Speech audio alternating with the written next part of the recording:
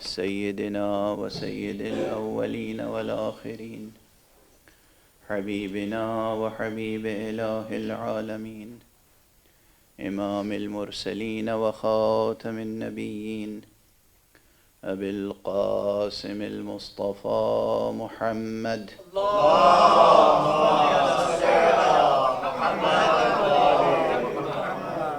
وعلى أهل بيته الطيبين الطاهرين الهداة المعصومين واللعنة الدائمة على أعداء الحق والدين. أما بعد، فقد قال الله تعالى عز اسمه في محكم كتابه ومتقن خطابه: بسم الله الرحمن الرحيم. لو أنزلنا هذا القرآن على جبل لرأيته خاشعا متصدعا من خشية الله وتلك الأمثال نضربها للناس لعلهم يتفكرون. صدق الله العلي العظيم. اللهم صل على محمد وآل محمد. ایک اور بلند تر صلوات. اللهم صل على محمد وآل محمد.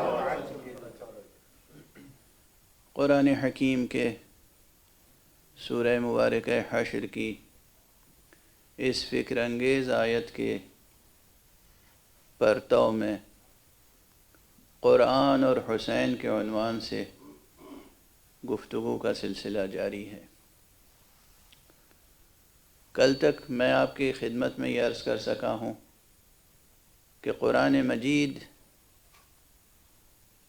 ایسا معجزہ ہے جس کی شان اعجاز صرف اس کے الفاظ اور تراکیب تک محدود نہیں. قرآن مجید صرف معجزہ فصاحت و بلاغت نہیں ہے. قرآن مجید کے معجزہ ہونے کے دلائل، اسرار، رموز اس سے کہیں زیادہ ہیں کہ ذہن بشری ان کا احصاء کر سکے. جس میں سے ایک اہم بات یہ ہے کہ قرآن مجید میں جو نکات بیان کیے گئے ہیں، جو مضامین ادا کیے گئے ہیں، جو عناوین قائم کیے گئے ہیں، وہ نکات، وہ مضامین، وہ عناوین ایسے ہیں جو ذہن بشری کی تخلیق نہیں ہو سکتے.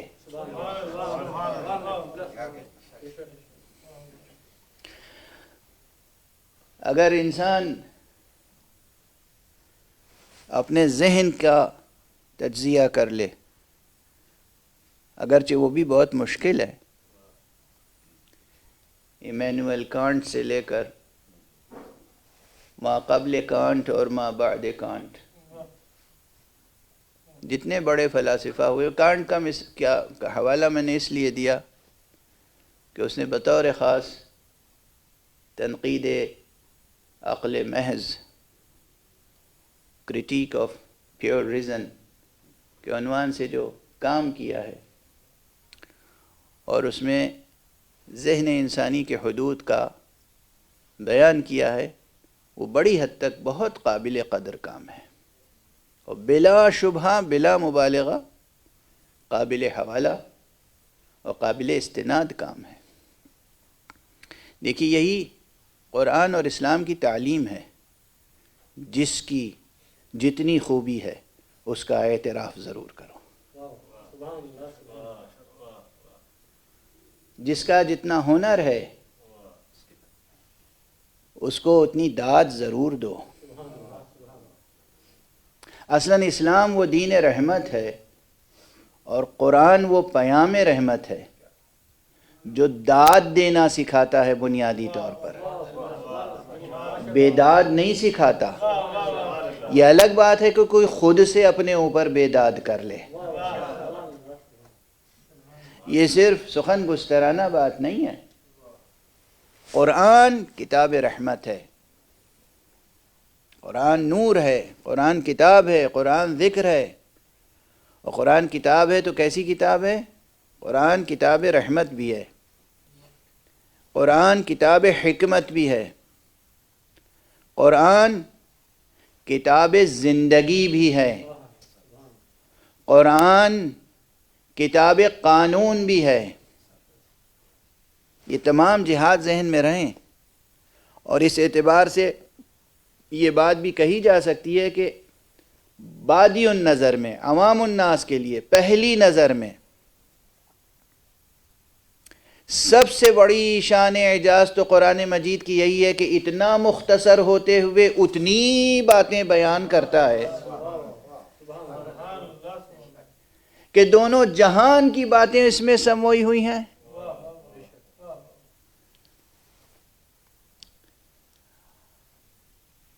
خدا کی قسم، کیسے بد سرشت، بد گوہر، کم فہم، ناجنس افراد ہیں وہ جو قرآن سے دشمنی مول لیتے ہیں. قرآن جو ان کے لیے زندگی کا پیام لے کر آیا ہے، قرآن جو ان کے لیے زندگی کا پیام لے کر آیا. دیکھیے ادھر سے آنے والے جو کلمات قدسیہ ہیں، چاہے وہ لفظی ہوں یا شخصی، وہ شخصیتیں ہوں ادھر سے آنے والی یا ادھر سے آنے والی لفظی آیتیں ہوں، زندگی کا پیام لے کر آتی ہیں. قرآن بھی زندگی کا پیام لے کر آیا ہے. خود سرکار رسالت مآب محمد عربی صلی اللہ علیہ وآلہ وسلم بنیادی طور پر زندگی کا پیام لے کر آئے ہیں. وہ رسول امن، رسول صلح، رسول سلامتی اور رسول حیات ہیں، رسول رحمت ہیں، رحمت عالمین ہیں. محمد وآل محمد صلوات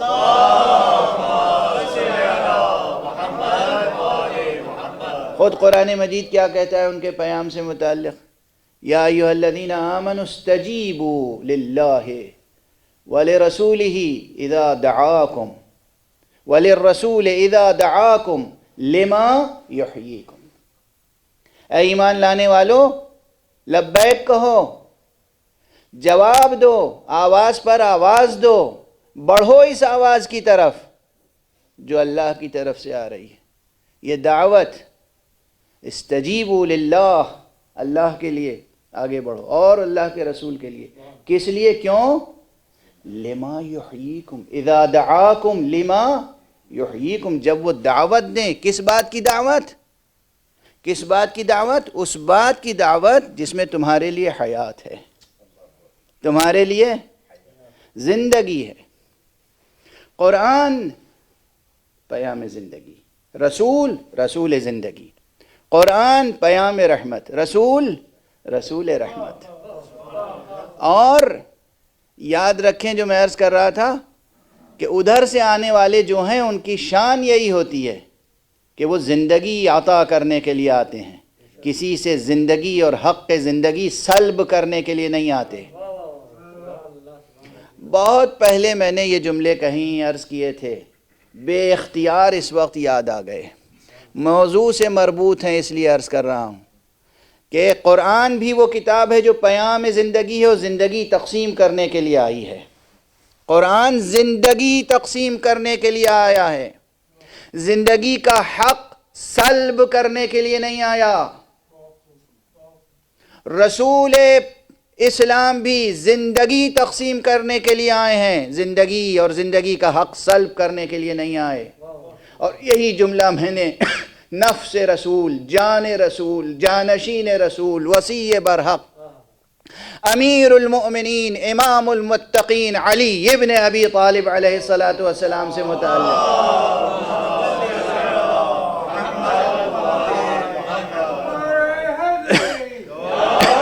عرض کرنے کی کوشش کی تھی کہ علی وہ ہیں جو زندگی تقسیم کرنے کے لیے آئے ہیں. اس جنگ کے حوالے سے جس کا ابھی غالباً کل بھی تذکرہ ہوا، اشارہ ہوا، اور کل سے قبل بھی تقریر میں، جنگ خندق میں، جنگ احزاب میں، عامر ابن عبد ود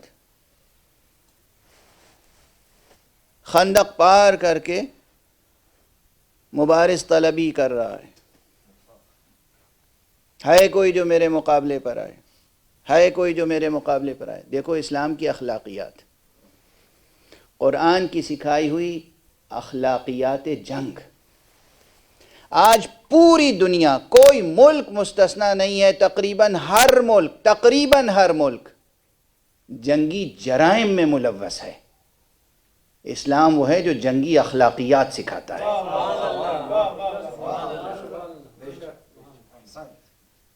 وار کرائمز نہیں، وار ایتھکس۔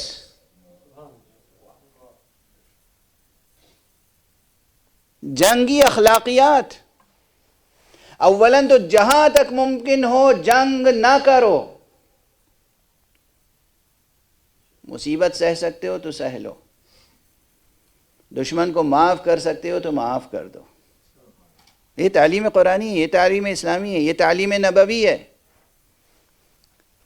اور اگر ناگزیر ہی ہو جائے جنگ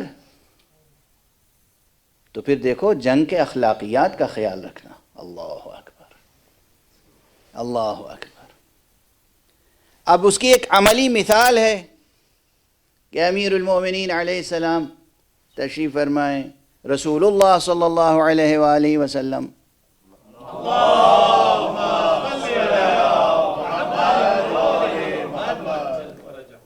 تشریف فرمائیں، مجاہدین ہیں، اصحاب ہیں، انصار ہیں، مہاجرین ہیں، سب موجود ہیں مدینے میں۔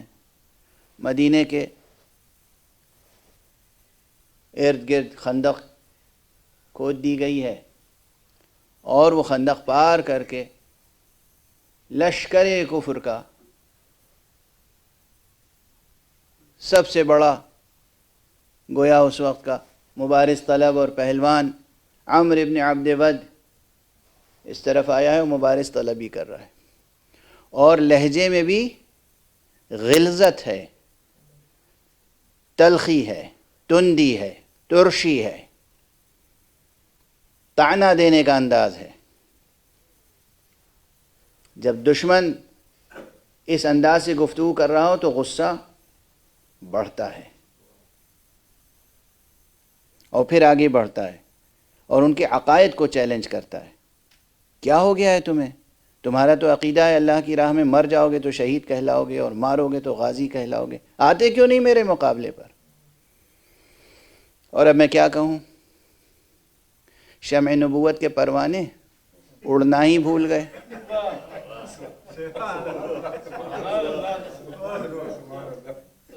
طواف بھول گئے، سب کے سروں پر جیسے کہ طائر بیٹھا ہو۔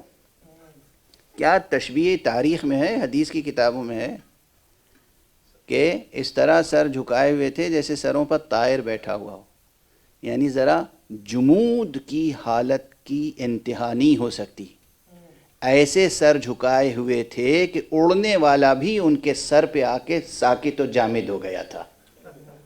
طائر بیٹھے ہوئے تھے کہ ذرا سا سر ہلے گا تو پرندہ اڑ جائے گا۔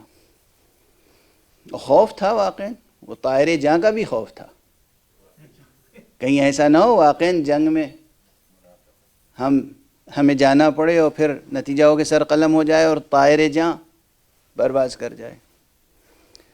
تو وہ طائر جاں جو ہے گویا کہ مجسم ہو کے سر کے اوپر بیٹھ گیا تھا۔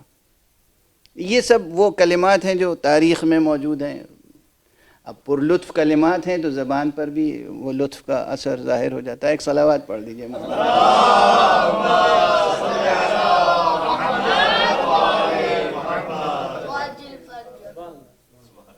حضور علیہ الصلوۃ والسلام کہہ رہے ہیں کون ہے جو اس کے مقابلے پہ جائے؟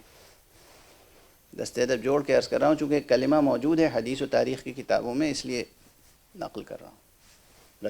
رسول امن، رسول اخلاق، خلق عظیم پر فائز، مبارز طلب آنے والا قریب سے قریب تر آ گیا، یہاں تک کہ بعض روایتوں میں کہ خیمہ نبوی کے قریب آ گیا۔ ایک کتاب میں تو میں نے یہ روایت دیکھی کہ اس نے اپنا نیزہ خیمے میں چبھو دیا، کہا کون ہے تم میں سے کیوں نہیں نکل کے آتے میرے مقابلے پر؟ اب بہرحال ممکن ہے کہ یہ مورخین کی ضعیف روایت ہو، مگر جتنے بھی اسباب تھے جو طیش دلانے والے تھے، غصہ دلانے والے تھے، وہ سب موجود تھے، اور ایسے کہ رسول اسلام نے کہا من لہذا الکلب، کون ہے جو اس کتے کے مقابلے میں جائے؟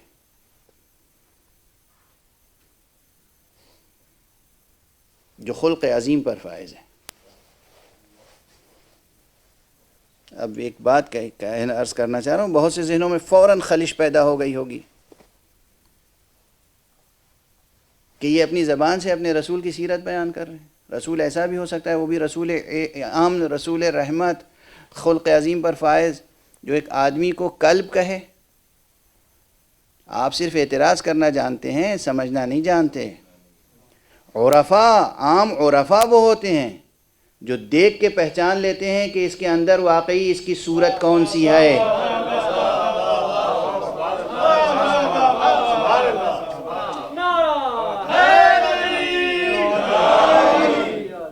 عرفاء، اور اس فقیر نے اپنی آنکھوں سے ایسے دیکھیں، اور برادر معظم تشریف فرمائیں جو ان کو بھی یہ شرف حاصل ہے کہ آیت اللہ العظمیٰ، میں تو آیت اللہ العظمیٰ کہتا ہوں، حالانکہ اب عام اصطلاح میں آیت اللہ العظمیٰ صرف اسے کہتے ہیں جس نے رسالہ عملیہ شائع کر دیا ہو، اور جس نے رسالہ عملیہ شائع نہ کیا ہو اسے آیت اللہ کہتے ہیں۔ تو عام طور پر انہیں آیت اللہ کہا جاتا ہے، حالانکہ وہ رسالہ عملیہ اگر شائع کرنا چاہتے تو شائع کر سکتے تھے۔ حضرت علامہ سید عبد الکریم کشمیری، بہت مشہور و معروف نام ہے، نجف اشرف میں برادر معظم ان کے محضر میں حاضر ہوتے تھے، اور قم میں یہ شرف اسے ملا، اس فقیر کو، کہ میں نے ان کی جوتیاں قم میں سیدھی کی۔ وہ باطن شناس تھے، اور یہ واقعہ ہے آیت اللہ العظمیٰ سید محسن حکیم طاب ثراہ کے زمانے کا، کہ مرجع وقت زعیم حوزہ نے کہلایا آپ کیا کرتے ہیں، کیا چاہتے ہیں حوزہ ویران ہو جائے؟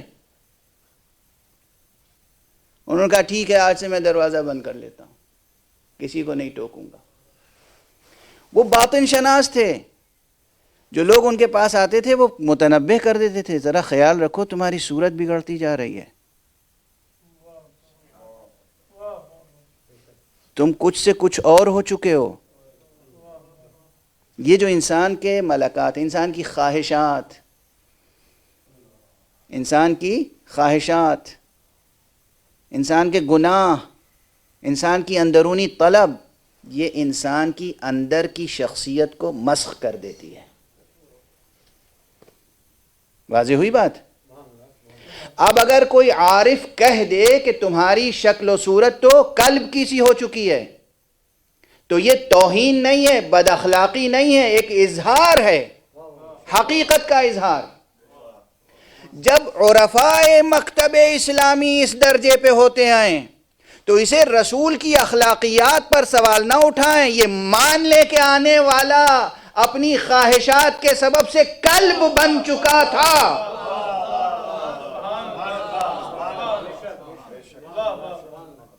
حضور نے کہا من لہذا القلب، لیکن یہ بھی ظاہر غیظ و غضب کا تقاضا تھا جو اظہار کر دیا۔ ہر مرتبہ امیر المومنین علیہ السلام اٹھتے تھے، انا یا رسول اللہ، میں حاضر ہوں یا رسول اللہ، فرماتے تھے بیٹھ جاؤ۔ پھر دوسری مرتبہ آواز دی کون ہے جانے کے لیے، پھر کھڑے ہوئے انا یا رسول اللہ۔ وہ چاہے پہلی مجلس دعوت اسلام ہو جسے دعوت ذو العشیرہ کہتے ہیں، جس کا تذکرہ اہل اسلام تو اہل اسلام، اہل ایمان تو اہل ایمان، ارے مغرب کے مورخوں نے بھی کیا ہے تو بہت لطف و لذت کے ساتھ کیا ہے، اور حضرت علی کی شجاعت کو داد دی ہے۔ ہیروز اینڈ ہیرو ورشپ مشہور کتاب، اس میں تھامس کارلائل نے بھی امیر المؤمنین علی ابن ابی طالب علیہ السلام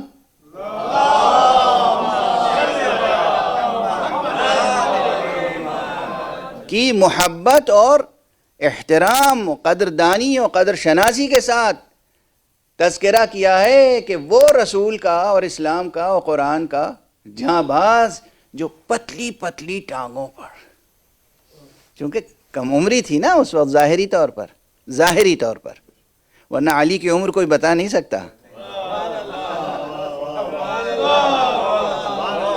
یہ خیال رہے، روایت موجود ہے. سلمان کو ایک بار خیال ہو گیا تھا کہ یا علی میں اتنا بوڑھا ہوں، تو علی نے عمر یاد دلا دی. صلوات پڑھ دیجئے محمد والے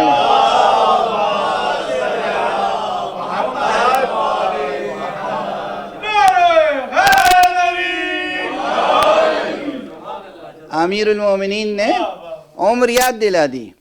تو کوئی یوں نہیں کہہ سکتا، لیکن بہرحال اس وقت ظاہری اعتبار سے اس زمان و مکان میں، اس تاریخی تسلسل میں، تو کارلائل نے بھی اس انداز سے کہا کہ وہ پتلی پتلی ٹانگوں والا نوجوان، نوخیز.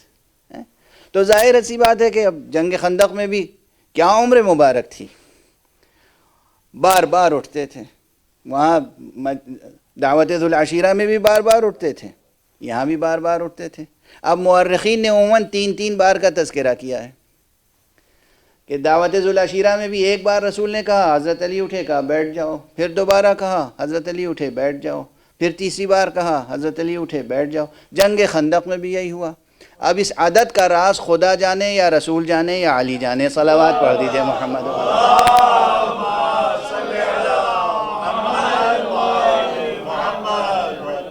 بہرحال تیسری بار اٹھے، اور اس کے بعد حضور علیہ السلام نے اپنا عمامہ سر پہ باندھا. اپنا عمامہ حضرت علی کے سر پہ باندھا، تلوار حمایت کی، دعا پڑھی، پروردگار کو گواہ کر کے کہا پروردگار میں اس کو بھیج رہا ہوں جو میرا نفس ہے، میری جان ہے. میں حضرت کے الفاظ کا خلاصہ اور ترجمانی کر کے آگے بڑھ رہا ہوں، چونکہ اصل موضوع کو بھی براہ راست ایڈریس کرنا ضروری ہے. حضرت علی علیہ السلام تشریف لے گئے. اب اس غیظ و غضب کے بعد، اس انتظار کے بعد حضرت علی کو کتنا غصہ ہوگا. رسول کو جب اتنا غصہ ہے، حضرت علی کو کتنا غصہ ہوگا. غصہ بوڑھے کو کم، جوان کو زیادہ آتا ہے. حالانکہ لفظ بوڑھا اور جوان بے ادبی ہے استعمال کرنا، یہ اپنے کو سمجھانے کے لیے. حضور بزرگ ہیں، بزرگوار ہیں، انہیں جب غصہ آ رہا ہے تو علی تو جوان ہیں، کتنا غصہ ہوگا. خیمے میں نیزہ چبھ ہو چکا ہے، بار بار مبارز طلبی کر چکا ہے، طعنے دے چکا ہے. اب آنے کے بعد کسی بھی مکالمے کے بغیر اگر حضرت علی فوراً حملہ کر کے اس کا سر قلم کر دیتے، تب بھی کوئی معترض اعتراض نہیں کر سکتا تھا. واضح ہے. لیکن یہ امیر المومنین علی ابن ابی طالب ہیں.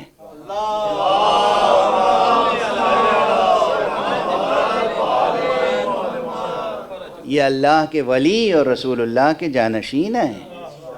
ان کی شان دوسرے جنگجوؤں کی سی نہیں ہے. علی شجاع تھے، جنگجو نہیں تھے. اور فرما رہے ہیں علی شجاع تھے. تشریف لائے اور اس سے گفتگو شروع کی، مکالمہ شروع کیا. آپ حضرات کی سنی ہوئی باتیں، مگر میں صرف ایک جملے کے لیے زحمت دے رہا ہوں کہ میں نے سنا ہے کہ تو مقابلے میں آنے والے کی 3 شرطوں میں سے کوئی ایک شرط ضرور تسلیم کر لیتا ہے. کہاں صحیح سنا ہے. پہلے تو خیر وہ تعارف ہوا، تم کون ہو. اسے حیرت تھی کہ میں عامر ابن عبد ود. عمر بھی بہت ہو چکی تھی اور نہ جانے کتنی معرکہ آرائیاں اس نے کی تھی. کہا تم کون ہو بچے. کہا میں علی ابن ابی طالب ہوں. کہا ابو طالب کے بیٹے، میرے مقابلے پہ نہ ہو. میں نہیں چاہتا کہ تم میرے ہاتھ سے قتل ہو جاؤ. میرے تمہارے بابا کے ساتھ مراسم تھے.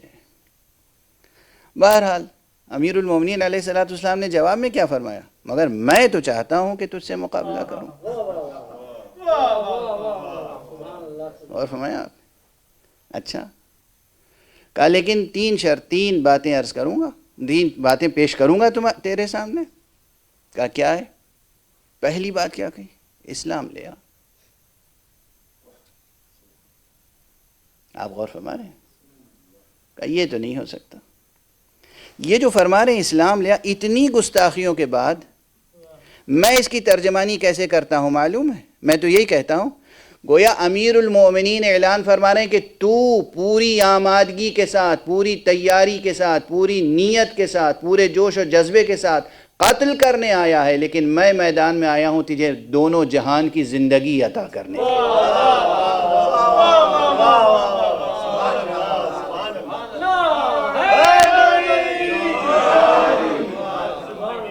اسلام لے آ کے معنی یہ ہے کہ تو اسلام لے آئے گا، اس دنیا میں میری تلوار سے بچے گا، اس دنیا میں اللہ کی نار سے بچے گا، دونوں جہان کی زندگی تجھے حاصل ہو جائے گی. ایک اور صلوات پڑھ دیں محمد.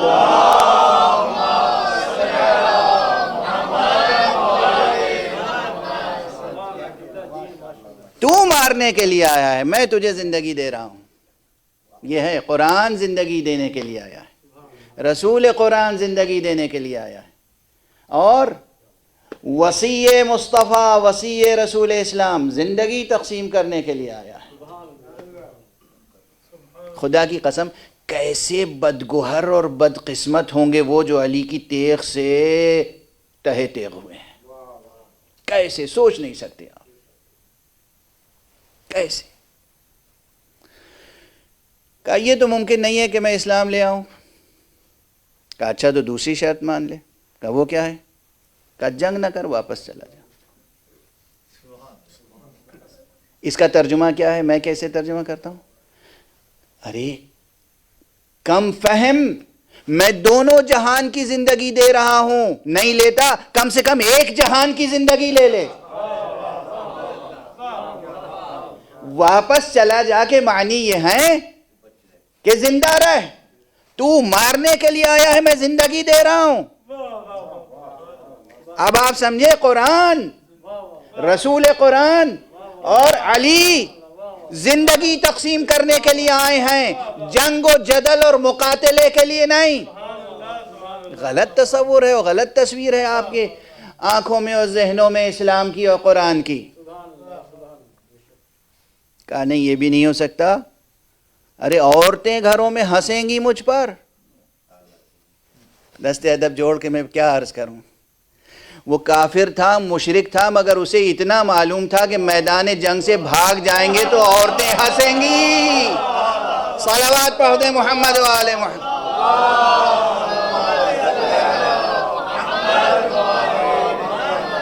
اور دیگر بلند تر صلوات.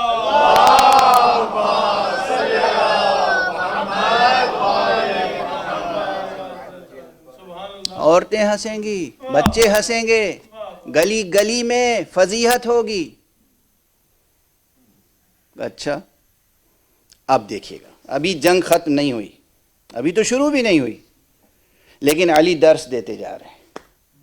کہا تیسری بات، اب اس جملے پہ میں کہتا ہوں علی ابن ابی طالب اس معلم اخلاق کا شاگرد ہے جس کا نام محمد ہے، اور خود وہ شان رکھتا ہے کہ اس کائنات میں سب سے بڑا عالم ہے علی، سب سے بڑے معلم کائنات کا سب سے بڑا شاگرد. اس لیے اسے یہ ہنر آتا ہے کہ میدان جنگ کو بھی مدرسہ بنا دیتا ہے. اور محمد و آل محمد صلوات.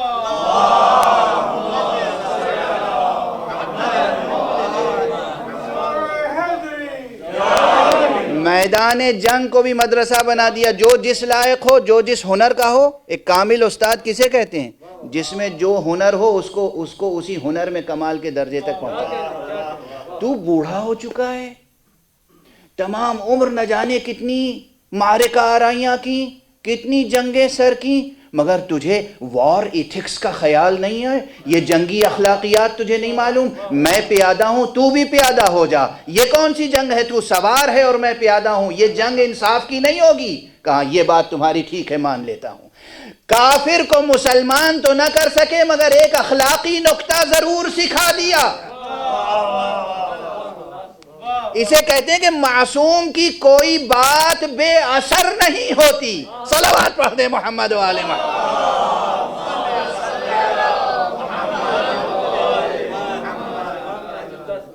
نہ بے سبب ہوتی ہے نہ بے اثر ہوتی ہے.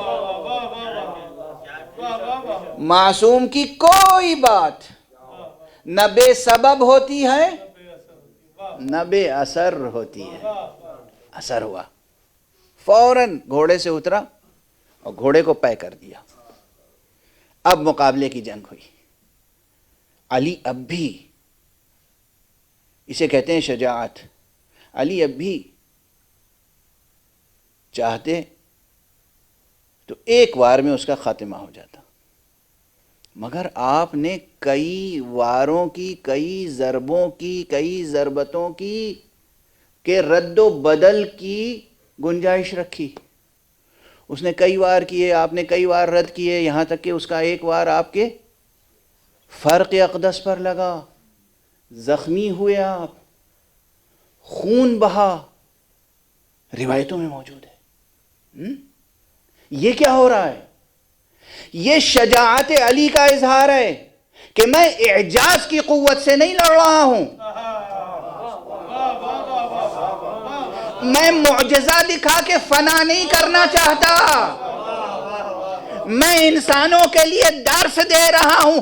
جتنی طاقت بشری ہو اس کے مطابق مقابلہ کرو. اگر دشمن کا وار بھی سہنا پڑے تو خدا کی راہ میں وار سہو. جب صبر کے ساتھ خدا کی راہ میں ضرب سہو گے تو خدا کے کرم سے تمہاری شجاعت سے دشمن زیر بھی ہو جائے گا. محمد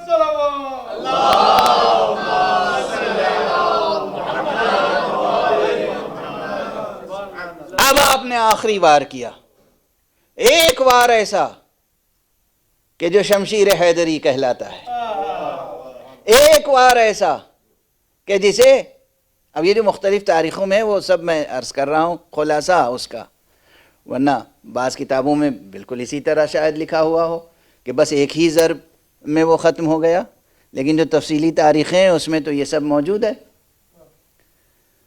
ایک ضربت لگی اسے، زمین پر آ گیا. آپ آگے بڑھے. دیکھیے 3 موقع میں عرض کر چکا ہوں. پہلے آپ نے زندگی دونوں جہان کی عطا کی، اس کے بعد ایک جہان کی زندگی، اس کے بعد اخلاق کی تعلیم. اللہ اکبر. ابھی جب تک یہ زندہ ہے یہ گنجائش ہے نا کہ گلا کٹنے سے پہلے بھی لا الہ الا اللہ کہہ دے تو زندگی بچ جائے. معصوم کی کوشش قتل کرنے کی نہیں ہوتی، قرآن کی کوشش قتال نہیں ہے. آخری وقت تک پیغام حق جس طرح ممکن ہو پہنچاؤ. کبھی ڈائریکٹ میتھڈ میں تعلیم دی جاتی ہے، کبھی انڈائریکٹ میتھڈ میں. ارے خوف کرو خدا بھی ہے، خوف کرو خدا ہے، خدا کے لیے اس کا اقرار کرو. ایک یہ طریقہ ہے، ایک یہ طریقہ ہے کہ اپنے دل میں جو عزت خدا کی ہے اس کا ایسا اظہار ہو کہ اسے یقین آ جائے کہ کوئی خدا ہے.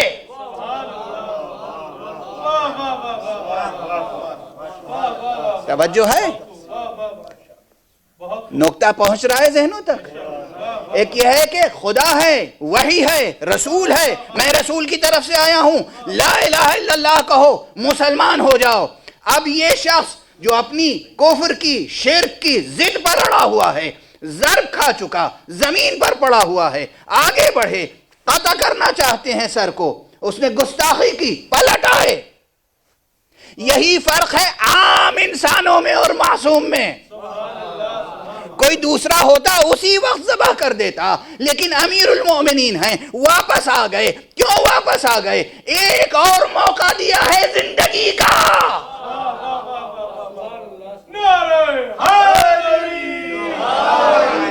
محمد وآل محمد صلوات.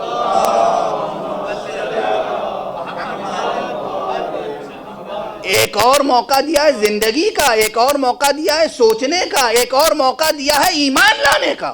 خدا کی قسم اگر اس وقت بھی وہ کہتا تم جس خدا کو مان کر اپنے نفس پر اتنا ضبط رکھتے ہو میں اب اس خدا کا کلمہ پڑھنے کے لیے تیار ہوں. تو کیا امیر المومنین نعوذ باللہ، 1000 بار نعوذ باللہ، اس کو داعشیوں کی طرح پھر بھی ذبح کر دیتے؟ غور فرما رہے ہیں؟ کیا پھر بھی داعشیوں کی طرح ذبح کر دیتے؟ آخری وقت جنگ و جہاد کے باوجود، گستاخی کے باوجود، یہ ضبط نفس کا اظہار نہیں تھا، صرف ضبط نفس کا اظہار بھی تھا، زندگی دینے کا موقع بھی تھا، ایمان لانے کا موقع بھی تھا۔ اس لیے جب اس نے پوچھا تو کیا کہا؟ تم مجھ جیسے پہلوان پر قابو پانے کے بعد پھر قتل کرنے سے گریزاں ہو گئے؟ کہا ہاں، اس لیے کہ تو نے گستاخی کی تھی، مجھے غصہ آ گیا تھا، اور چونکہ میں اس خدا کے لیے کام کرنا چاہتا ہوں، میں اپنے نفس کو شریک نہیں کرنا چاہتا۔ یہ درس توحید قرآن ہے جو زبان قرآن ناطق سے میدان خندق میں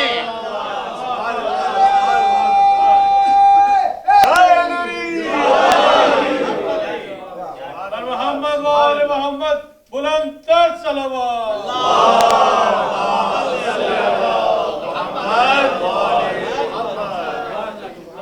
یہ ہے درس توحید، یہ ہے درس قرآن، یہ ہے درس دین۔ اب ایک جملے سے گریز کرتا ہوں اصل درپیش مسائل کی طرف۔ آپ نے دیکھا میں نے آغاز کلام میں کیا کہا تھا؟ آج قرآن زندگی تقسیم کرتا ہے، رسول قرآن رسول حیات ہے، اور جانشین رسول جو برحق ہوگا اس کی شان بھی یہی ہوگی، اسے اپنا سر کٹانے میں زیادہ دلچسپی ہوگی، سر کاٹنے میں نہیں۔ یہ علی نے خندق میں بھی سکھایا، یہ حسین نے کربلا میں بھی سکھایا۔ ابھی ضبط رکھیے گا، ابھی ضبط رکھیے گا۔ میں تو ہر جملے پہ ربط دینا چاہتا ہوں سرکار سید الشہداء کے تذکرے سے، مگر چونکہ مجھے معلوم ہے ایام عزاں ہیں، آپ بے قابو ہو جاتے ہیں، خود میں بے قابو ہو جاتا ہوں، پھر آنسو تھمتے نہیں ہیں، اس لیے بہت ضبط سے کام لیتا ہوں۔ ورنہ قرآن اور حسین ایسا موضوع ہے جس پہ مسلسل گفتگو ہو، آنکھوں سے آنسو برستے رہیں اور دل پر انوار باری کی بارش ہوتی رہے۔ یہ ایسا موضوع ہے، ضبط سے کام لیں، بس ضبط سے کام لیں۔ ایک بلند صلوات پڑھیں محمد۔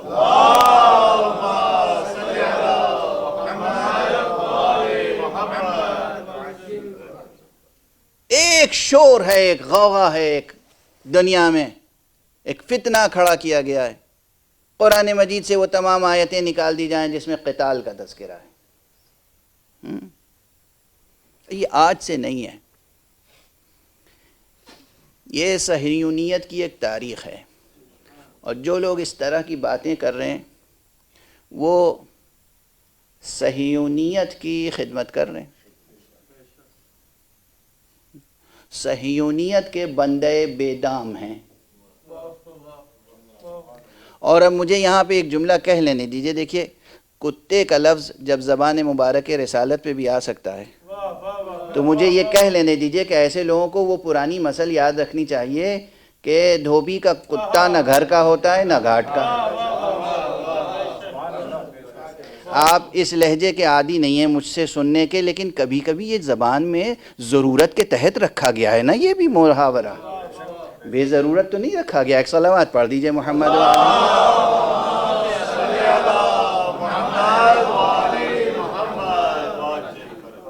یہ بیچارے نہ ایسے لوگ نہ قبرستان کے رہتے ہیں نہ شمشان گھاٹ کے۔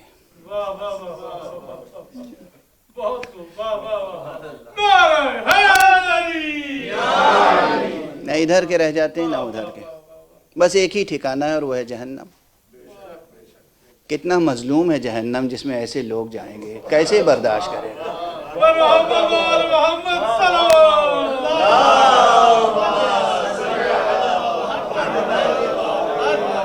ایک اور بلند صلوات پڑھ دیجئے۔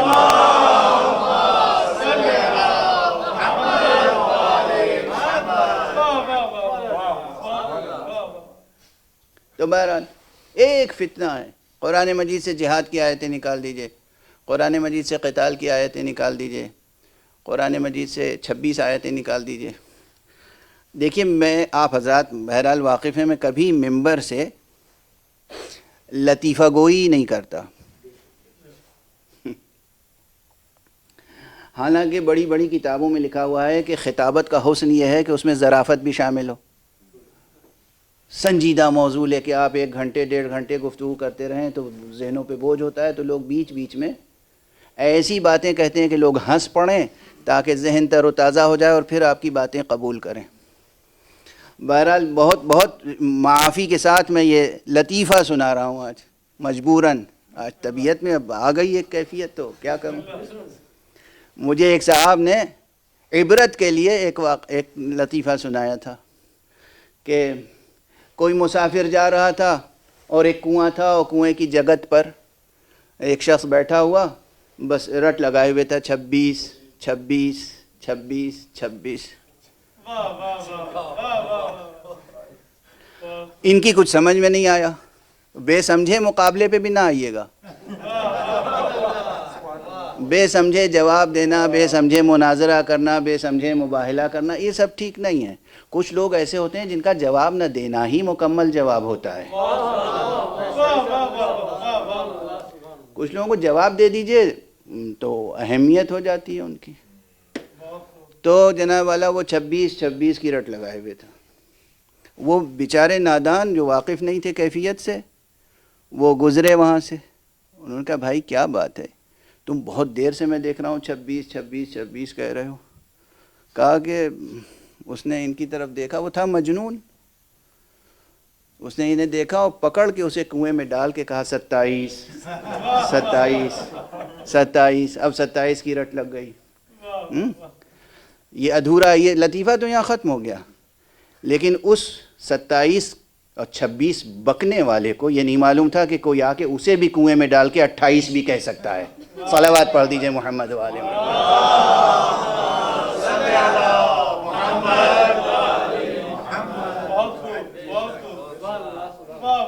اس کی گنتی تو 26 تک ختم ہو گئی تھی, لیکن کوئی 28 اور 30 تک بھی گنتی پہنچا سکتا ہے.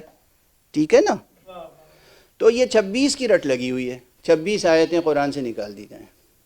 یہ یہاں کی آواز نہیں ہے, لوکل آواز نہیں ہے, یہ ایکو ہے, یہ صدائے بازگشت ہے, یہ کہیں اور سے چل رہی ہے. کئی ملکوں میں زور دیا گیا قرآن کی یہ آیتیں نصاب سے نکال دیجئے, بچوں کو نہ پڑھائیے, نیا قرآن بنا دیجئے. قرآن کا محافظ تو خدا ہے. پوری دنیا مل کے چاہے کہ نیا قرآن تخلیق کر لے, اپنی عمریں ضائع کریں گے لوگ, اپنی محنتیں ضائع کریں گے, قرآن اپنی جگہ پوری تابانی کے ساتھ باقی رہے گا. یہ سورج, یہ چراغ, یہ بجھ جائے گا, مگر قرآن مجید کا ہمیشہ ہمیشہ چراغ روشن رہے گا.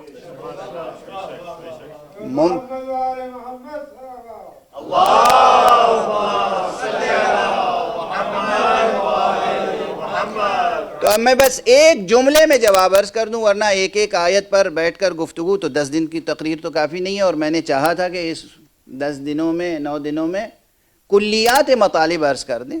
جزیات پہ ہمارے علماء اعلام بہت تفصیل کے ساتھ لکھ چکے ہیں.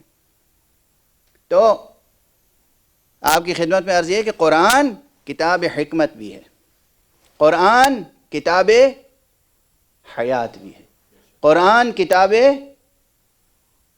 قانون بھی ہے.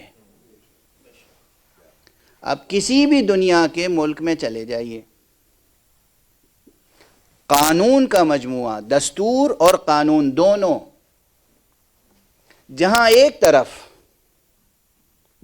طرف عوام الناس کے لیے, عام انسانوں کے لیے, شہریوں کے لیے رحمت و رافت کے قانون ہوتے ہیں, امن اور سکون کے قانون ہوتے ہیں, عوام کی سہولتیں پیش نظر ہوتی ہیں قانون میں,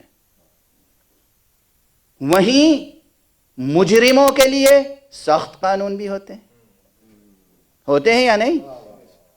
وہیں ملک کے غداروں کے لیے اور بھی سخت قانون ہوتے ہیں یا نہیں؟ اب کوئی کھڑا ہو جائے سپریم کورٹ میں جا کے رٹ داخل کرے کہ دستور ہند سے اور قانون ہند سے یہ جو کچھ قانون کا مجموعہ ہے، اس میں سے یہ جو غداروں کے خلاف قوانین سخت سے سخت ہیں نا، کہ انہیں پھانسی بھی دی جا سکتی ہے، انہیں گولی بھی ماری جا سکتی ہے، انہیں قید میں بھی رکھا جا سکتا ہے، عمر قید بھی ہو سکتی ہے، انہیں اس طرح ٹریٹ کرو کہ ان کو ذلت کا احساس ہو، رسوائی کا احساس ہو، یہ سب قانون ختم کر دیجئے، چونکہ اخلاقیات کے خلاف ہے، انسانیت کے خلاف ہے۔ ممکن ہے سپریم کورٹ یہ اپیل تسلیم کر لے گا؟ کہے گا عام انسانوں کا احترام اپنی جگہ، لیکن جو مجرم ہے اسے جرم کی سزا دی جائے گی، قانون کا تقاضا ہے۔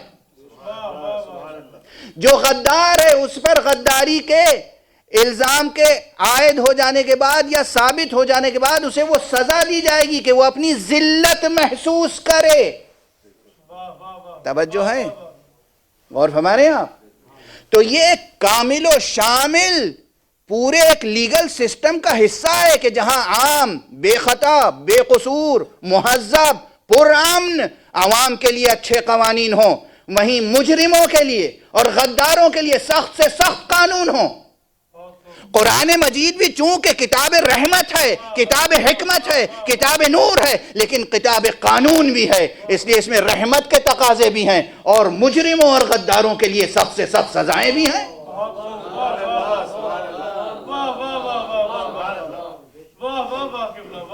سزائیں رہیں گی، ایک حرف قرآن کا حذف نہیں کیا جا سکتا، ایک لائن قرآن مجید کی ڈیلیٹ نہیں کی جا سکتی، کم نہیں کیا جا سکتا، سب زندگی کا تقاضا ہے۔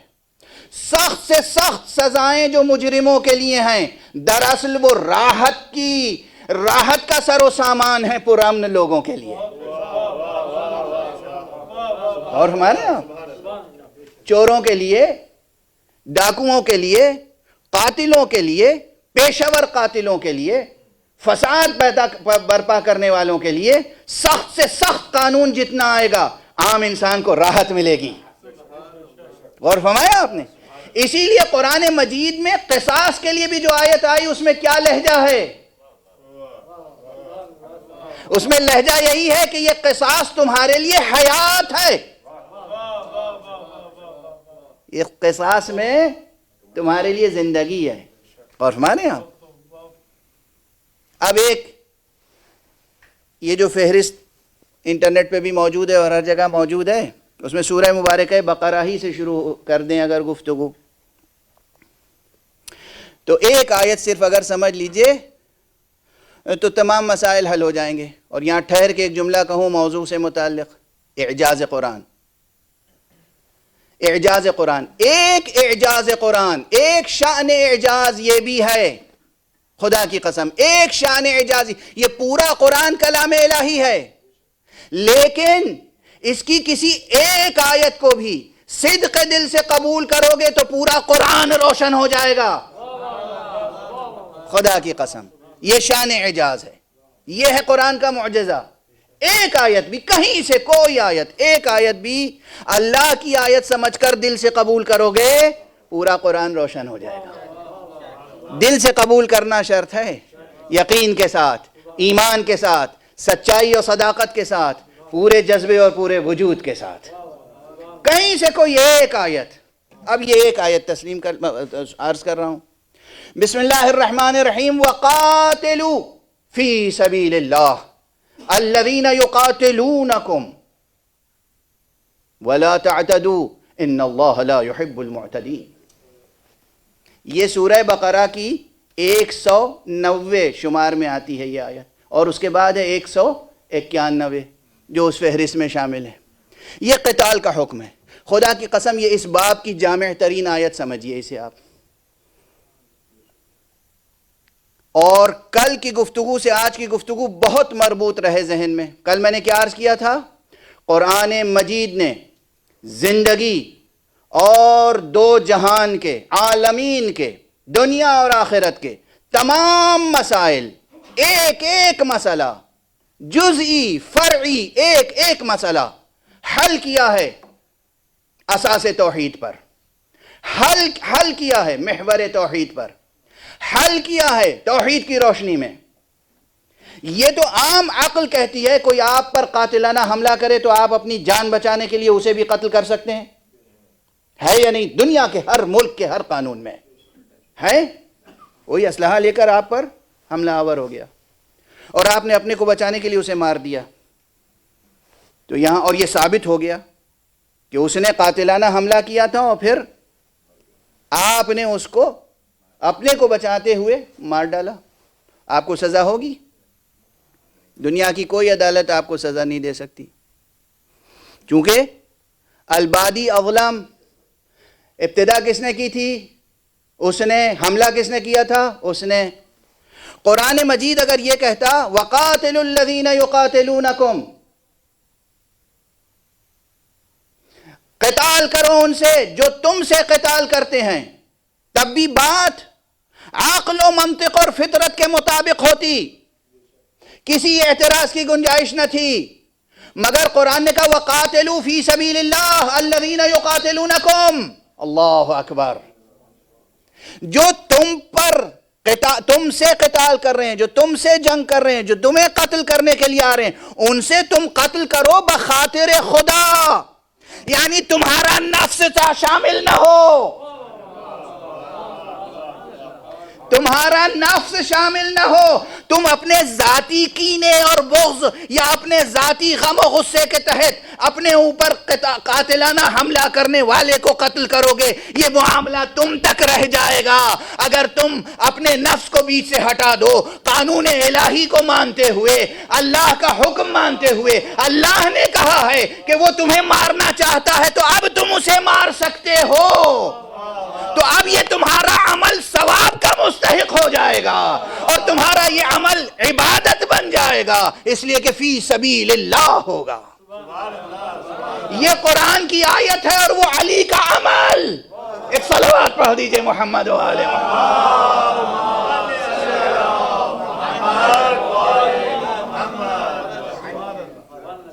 واضح ہے، روشن ہے مضمون. وَقَاتِلُوا الَّذِينَ يُقَاتِلُونَكُمْ، نہیں یہ نہیں ہے. وَقَاتِلُوا فِي سَبِيلِ اللَّهِ الَّذِينَ يُقَاتِلُونَكُمْ، قتال کرو اللہ کی راہ میں ان سے جو تم سے قتال کر رہے ہیں. اور پھر بات یہی نہیں ختم ہوئی، پہلے تو خدا نے اپنی ذات کو درمیان میں ڈال دیا، اس کے بعد کہا وَلَا تَعْتَدُوا، اور دیکھو زیادتی نہ کرنا. اللہ اکبر.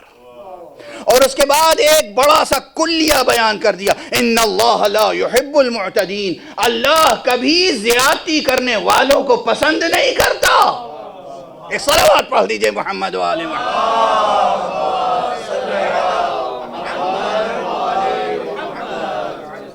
اگر اس ایک آیت کا یہ مضمون روشن ہو جائے تو یہ 26 آیتوں میں سے نہ جانے کتنی آیتوں کا مضمون خود بخود حل ہو جائے گا.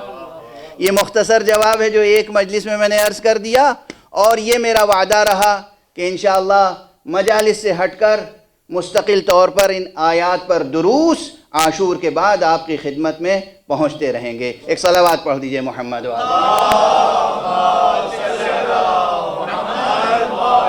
محمد. ایک اور صلوات پڑھ دیجئے محمد و آل محمد.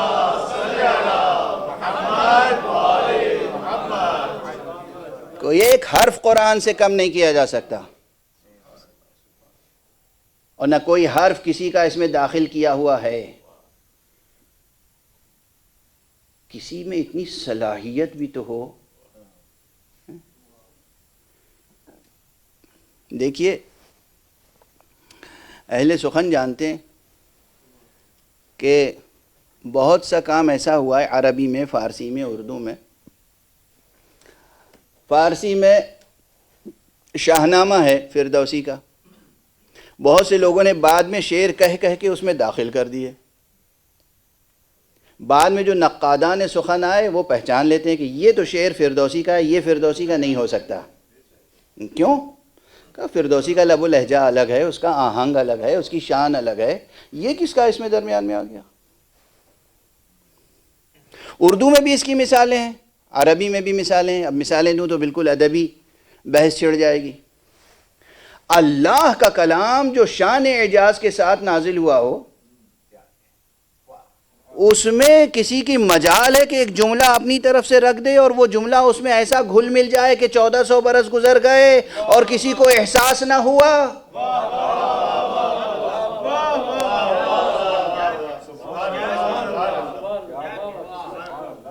عیسائی ادیب کتنے ہیں موجود جو قرآن مجید کی اعجاز کا کلمہ پڑھتے ہیں؟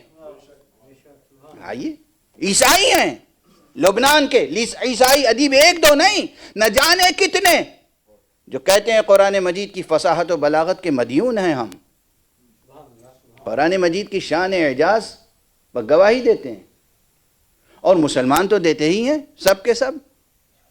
اور فرما رہے ہیں آپ قرآن مجید میں نہ کوئی آیت بڑھائی جا سکتی ہے، نہ کوئی آیت گھٹائی جا سکتی ہے۔ جو آیت ہے وہ آیت رحمت ہے، چاہے اس میں قتال کا حکم کیوں نہ ہو۔ جو آیت بھی ہے وہ آیت رحمت ہے، چاہے اس میں قتال ہی کا حکم کیوں نہ ہو، مگر اس کے معنی اور اس کی معنویت کو بیان وہی کر سکتا ہے جو مکتب اہل بیت میں پروان چڑھا ہو۔ بس آج دامن گفتگو یہیں سمیٹتا ہوں۔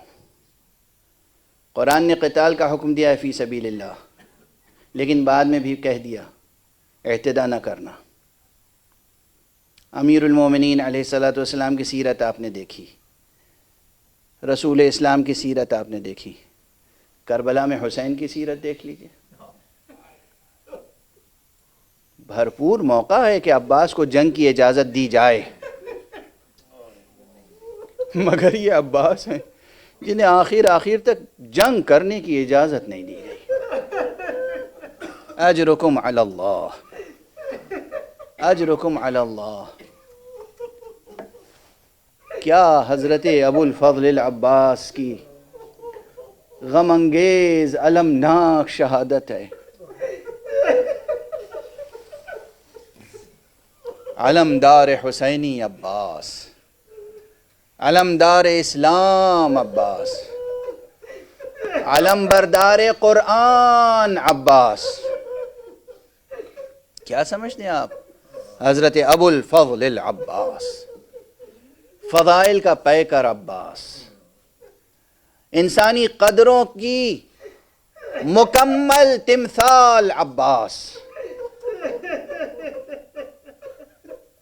شجاعت میں، صبر میں، علم میں، معرفت میں وہ شان ہے کہ چھٹے امام جعفر صادق علیہ السلام داد دیتے ہیں، دعائیں دیتے ہیں، امام زین العابدین تذکرے کرتے ہیں۔ روز عاشور علم ان کے ہاتھ میں تھا، اور اب بالکل وقت نہیں رہ گیا کہ میں مصائب گزارش کر سکوں۔ کیسے اس عظیم شجاع کی شہادت آپ کے سامنے بیان کروں؟ کیسے؟ مشکل ہے، بہت مشکل ہے، بہت صبر آزما مرحلہ ہے۔ بس یہ عرض کر لینے دیجئے، حضرت آیت اللہ العظمیٰ وحید خراسانی، پروردگار ان کا سایہ برقرار رکھے، انہوں نے ایک مرتبہ، اور اس درس میں یہ فقیر موجود تھا قم میں، منبر سے فرمایا کہ ایک ذکر ایسا ہے کہ جس ذکر کے کرنے سے انسان واقع کربلا کو اپنی آنکھوں سے دیکھ سکتا ہے۔ وہاں میرے ساتھ 2 ساتھی اور تھے، ہم تینوں وہاں سے اٹھے عزم لے کر، اور ہم آغا کی خدمت میں ان کے گھر پہ حاضر ہوئے۔ آغا وہ ذکر بتا دیں۔ آغا نے وہ ذکر نہیں تعلیم فرمایا۔ ہم لوگ ڈھونڈتے رہے آیت اللہ کشمیری، آیت اللہ حسن زادہ آمولی، نہ جانے کس کس کے دروں پہ جب ہسائی کی۔ بہرحال ہمارے ایک ساتھی کو ذکر مل گیا، اس نے ذکر شروع کیا، اور کچھ دنوں کے بعد درس میں آنا چھوڑ دیا۔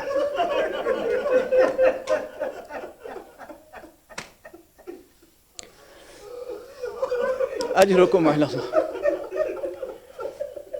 میں خود اس ساتھی کے گھر گیا، ان کی بیوی نے کہا اب وہ کسی سے ملاقات نہیں کرتے. میں نے کہا میرا نام بتائیے, میرے دوست ہیں, ساتھی ہیں. کہا ہاں میں پہچانتی ہوں آپ کا نام, دروازے ہی سے کہا میں پہچانتی ہوں آپ کا نام, مگر میں اجازت نہیں دے سکتی. وہ اجازت نہیں دیتے. میں نے بہت منت سماجت کی, وہ اندر گئیں اور واپس آئیں. ان کا تشریف لائیے. میں گیا تو میں نے دیکھا عجیب کیفیت ہے. حقیقتاً عرض کر رہا ہوں, وہ شخص جس کے سر کے بال سیاہ تھے اس میں اکثر بال سفید ہو چکے تھے. یہ داڑھی کے بال ان کے بالکل سیاہ تھے, لیکن جب میں چند مہینوں کے بعد گیا تو کافی سفید ہو چکے تھے. میں نے کہا یہ میں کیا دیکھ رہا ہوں, آنکھوں سے آنسو بہ رہے ہیں, آنکھوں سے آنسو بہ رہے ہیں. قوم کی بات عرض کر رہا ہوں. میں نے کہا کیا دیکھ رہا ہوں. دیر تک خاموش رہے, پھر جب بولنا چاہتے تھے تو زور سے گریہ کرنا شروع کر دیتے تھے, گریہ غالب ہو جاتا. میں نے دونوں شانے پکڑے, میں نے کہا کیا بات ہے, کچھ بتائیں گے, کچھ دیکھا, کیا دیکھا؟ کہا آقا نے یہ کہا تھا نا کہ تم سب کچھ دیکھ سکتے ہو مگر آقا حسین کی شہادت نہیں دیکھ سکتے. مگر میں نے جب ذکر کیا تو میں تمہیں بتاؤں تم سب کچھ دیکھ سکتے ہو, ارے بس عباس کی رخصت بھی نہیں دیکھ سکتے.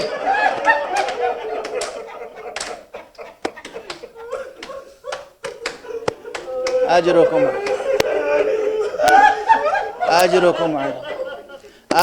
علی اللہ. کس طرح اہل حرم نے یادگار علی حضرت ابو الفضل العباس کو خیمے سے رخصت کیا ہے, اور کس طرح آقا حسین نے رخصت کیا ہے. روز عاشوراء حضرت امام حسین نے 12 علم سجے تھے, چھوٹے چھوٹے علم, اور 2 بڑے علم سجے تھے. ایک علم عباس کے ہاتھ میں اور دوسرا علم خیمے کے سامنے نصب کر دیا تھا زمین پر, جس کے پھرہرے کے سائے میں خود تشریف فرما رہتے تھے.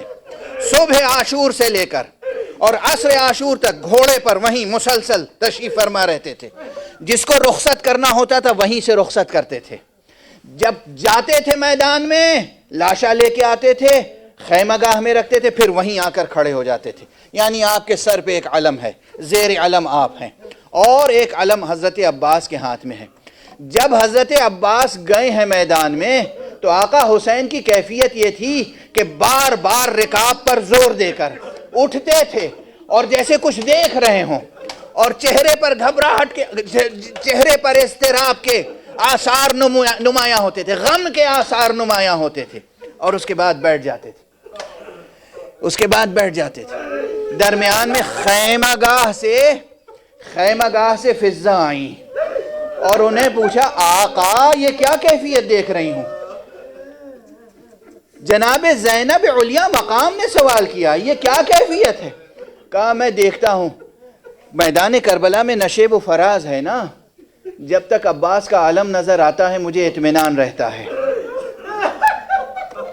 جب عباس کا علم نظر نہیں آتا تو میرے دل میں غم کی لہر اٹھتی ہے, میں اٹھ کے دیکھتا ہوں, جب علم نظر آ جاتا ہے تو مجھے سکون مل جاتا ہے. عزیزو آقا حسین اس کیفیت میں تھے. ایک مرتبہ آواز آئی آقا پر آخری سلام. میں نے بیان کو مختصر کر دیا, میں نے.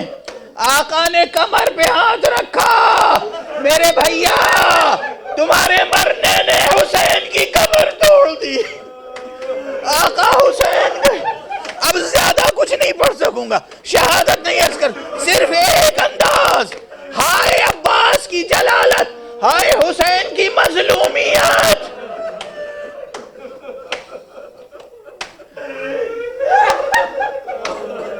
منظر دیکھنے والوں نے جو نقل کیا وہ آپ سے عرض کر رہا ہوں, وہ یہ ہے آقا حسین گئے, لاش عباس تک گئے, ہاں چند منٹ اور صرف ہو جائیں گے مگر یہ اشارہ کرتا چلوں براہ راست نہیں جا سکے، گھوڑے پر آگے بڑھے، گھوڑا چلتے چلتے رکا، آقا حسین نے کہا میرے راہوار رکھتے۔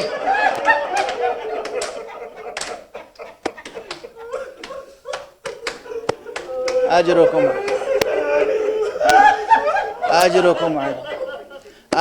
علی اللہ۔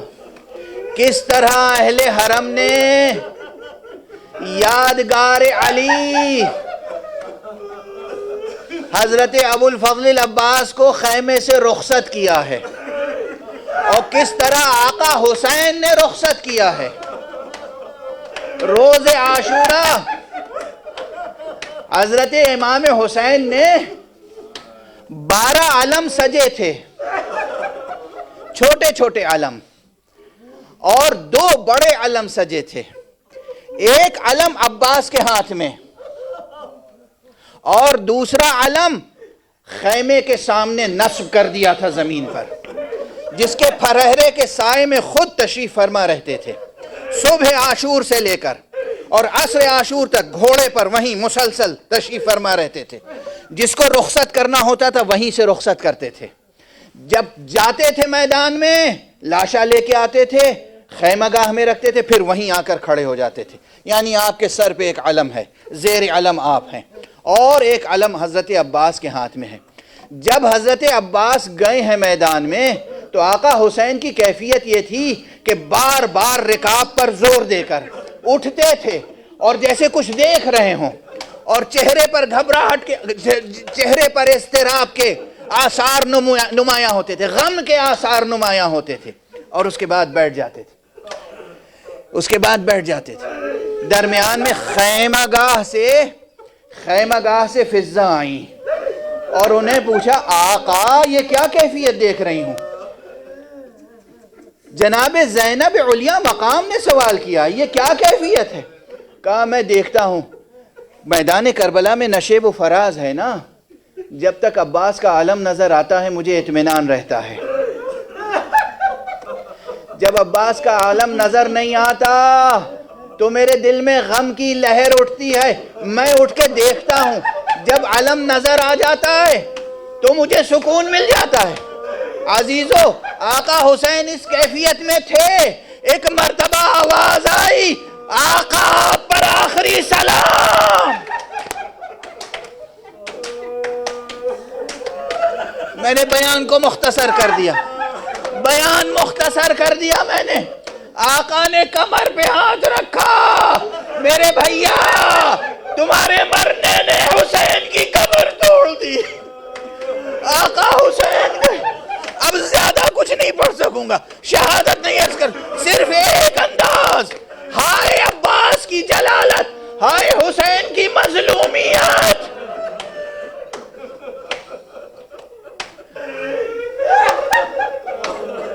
منظر دیکھنے والوں نے جو نقل کیا وہ آپ سے عرض کر رہا ہوں، وہ یہ ہے آقا حسین گئے، لاش عباس تک گئے، ہاں چند منٹ اور صرف ہو جائیں گے مگر یہ اشارہ کرتا چلوں براہ راست نہیں جا سکے، گھوڑے پر آگے بڑھے، گھوڑا چلتے چلتے رکا، آقا حسین نے کہا میرے راہوار میرا ساتھ دے دے۔ راہوار نے ایک مرتبہ سر اٹھا کے دیکھا حسین نے آنکھوں سے آنسو رواں ہیں، نیچے دیکھا عباس کا کٹا ہوا ہاتھ۔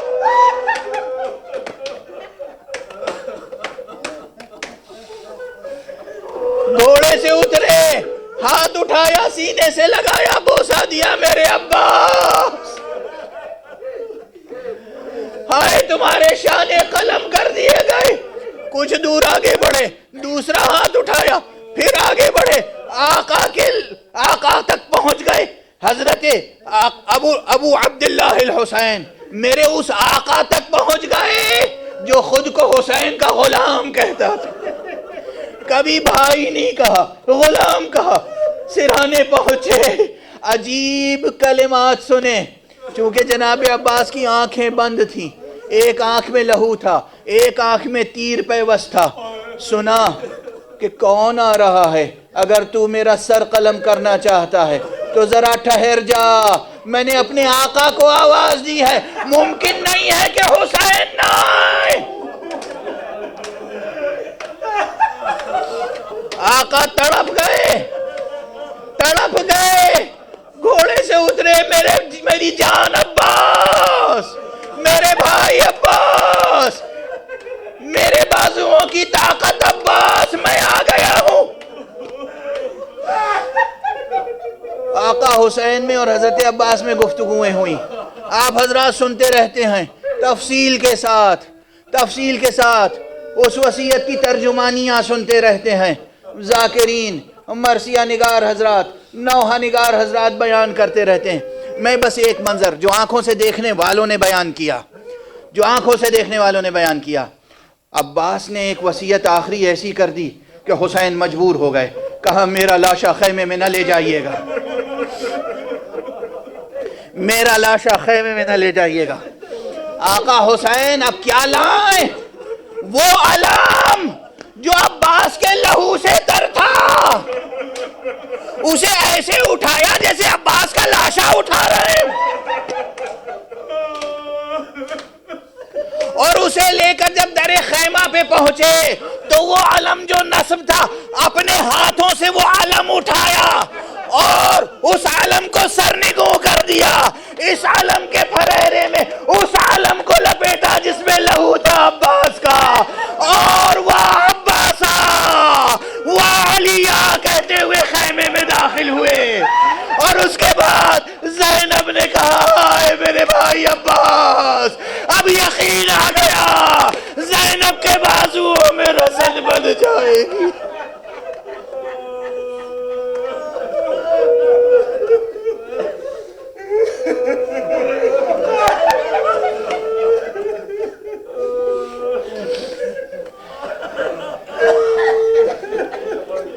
انا للہ وانا الیہ راجعون، رضا بقضائہ وتسلیما لامرہ۔ پروردگار ہمیں علوم قرآن اور معارف اہل بیت سے آشنا فرما، پروردگار ہمیں اپنی جانوں کو قرآن اور اہل بیت پر نثار کرنے کی مکمل توفیق عطا فرما، پروردگار اپنے کلام قرآن مجید کی روشنی کو پوری دنیا میں پھیلا دے، پروردگار جو لوگ اس کتاب رحمت کے مضمون و محتوا سے محروم ہیں ان کی توفیق عطا فرما انہیں کہ وہ اس سے استفادہ کریں، پروردگار معبود اس ملت اسلامیہ کو امت قرآن بنا دے، پروردگار عالم انسانیت بے چین ہے، پروردگار عالم